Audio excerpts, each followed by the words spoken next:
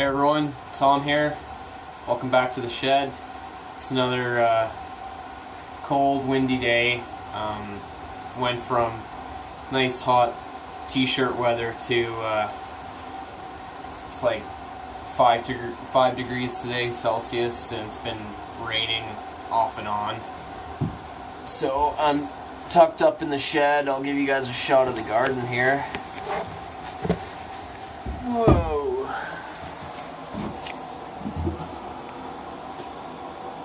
So I got all that plastic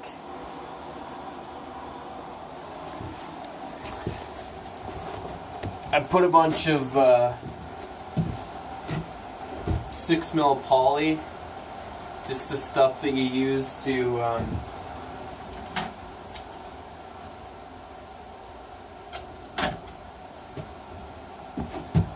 just boiling up some water for some tea. But yeah, I put a whole bunch of that 6mm poly that you use just to cover up insulation, just kind of construction poly. Had a big roll of it, so I've spread it out over the beds and put bricks down. And really, I should have done that like a month ago. But you know, I put all that stuff in the ground. I put those peas. I've planted peas. I've put seed potatoes in, and I put little onion bulbs. I was just thinking, I think the soil is too cold. I still haven't been able to find my soil thermometer. I was looking online on Amazon last night and was thinking, nah, maybe I'll just buy another one. But I think we'll be alright, but it's still cold enough that it's cold enough I figured a little bit of the poly wouldn't hurt. So yeah, I've used that poly for a few seasons, never as much as this, and it's really surprising how long it lasts. You know, you'll hear people will say, make sure you buy the greenhouse kind, because the you know, the construction kind it won't last in the sun. But I've actually found just the regular kind of cheap 6mm poly. The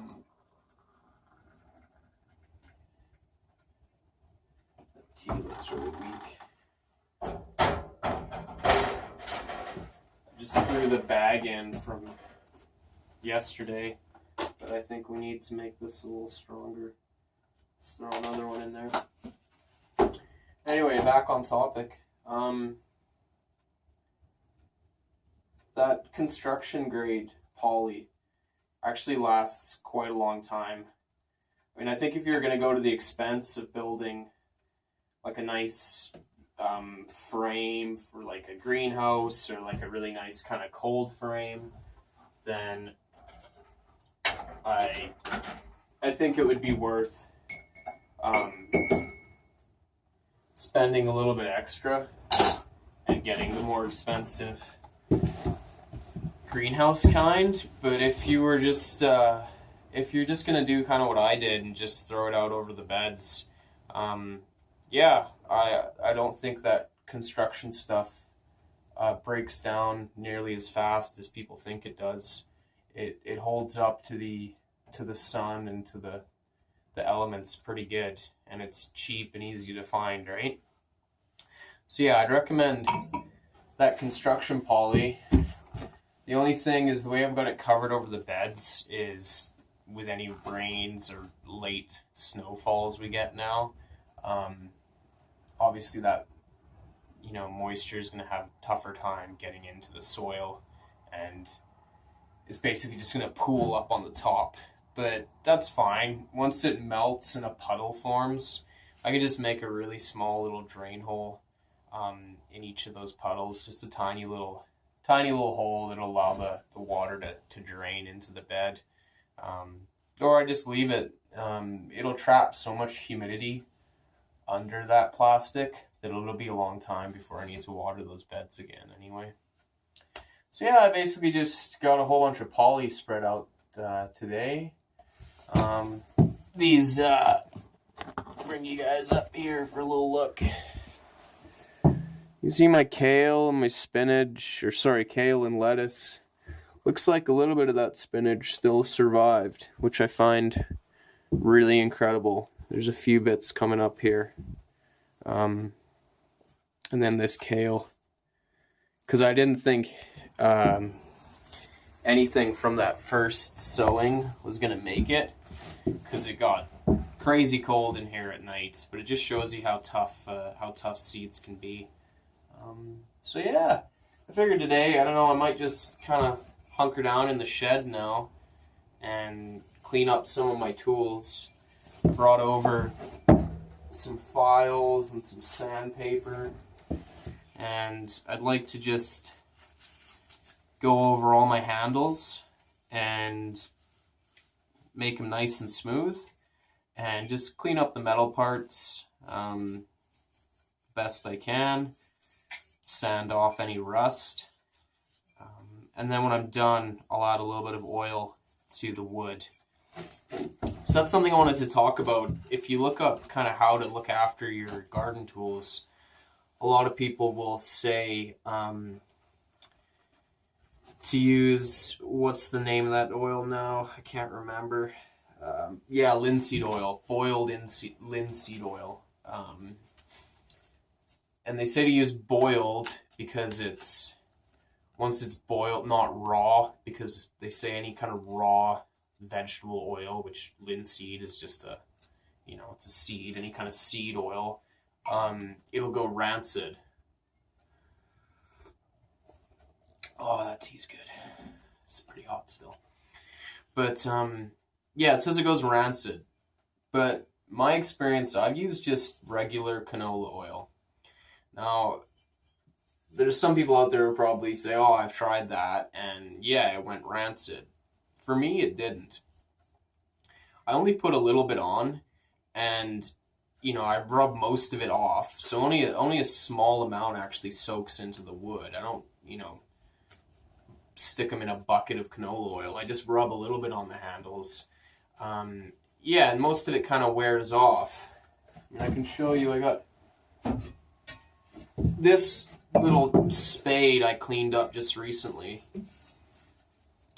and I've rubbed just a little, something buzzing around, fly. I've rubbed just a little bit of canola oil on it, and yeah, most of it's come off, and from my experience from doing this for a few years now, I have not noticed at all that the wood gets any kind of rancid odor, or that the wood is degrading faster than you would expect. Having said that, I don't want to tell people how to do things. So, but I'm just sharing my experience. I've just used regular canola oil that you put on food or whatever. Just rubbed a little bit in there, rubbed it in. Most of it kind of rubs off when you work it in anyway. And it does fine. It soaks into the wood a little bit. It makes it just a little bit smoother, a little bit nicer to hold. And I think it helps protect it still. I think any kind of oil that you're putting in there is just going to help waterproof it a little bit and just kind of keep the wood a little bit hydrated, stop it from splitting quite as much when it gets baked in the sun. So yeah, that's what I'll be doing with my tools. I'll be sanding them down really good, getting nice and smooth, nice fine grit, and then, clean up the metal parts like I've done with this little guy. And yeah, just give the wood a little rub down with some oil, and I'll rub down over the exposed metal as well, just to put a fine little coat of oil on that as well, just to give it a little bit of rust protection the whole time that the oil's on there.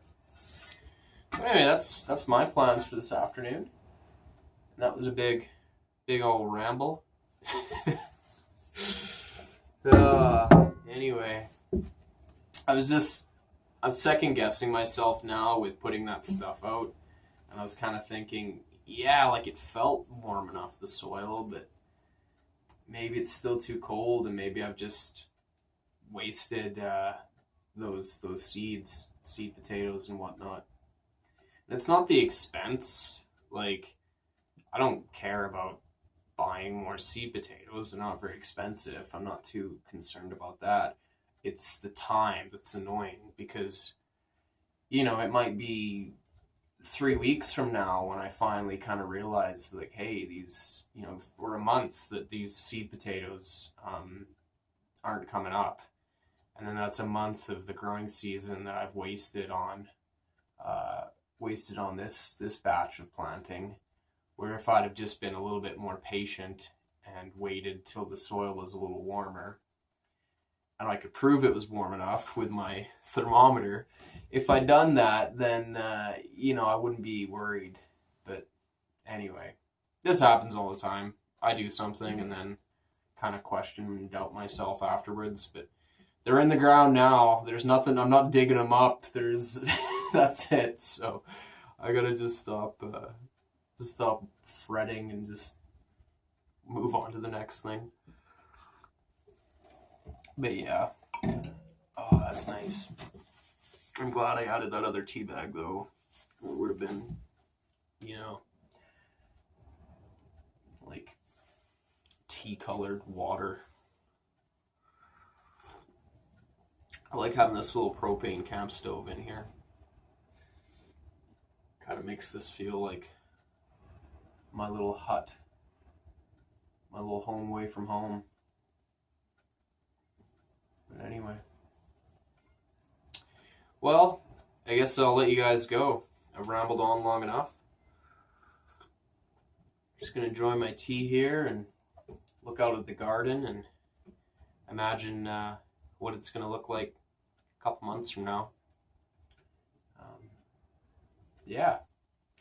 Anyway, take care, everyone.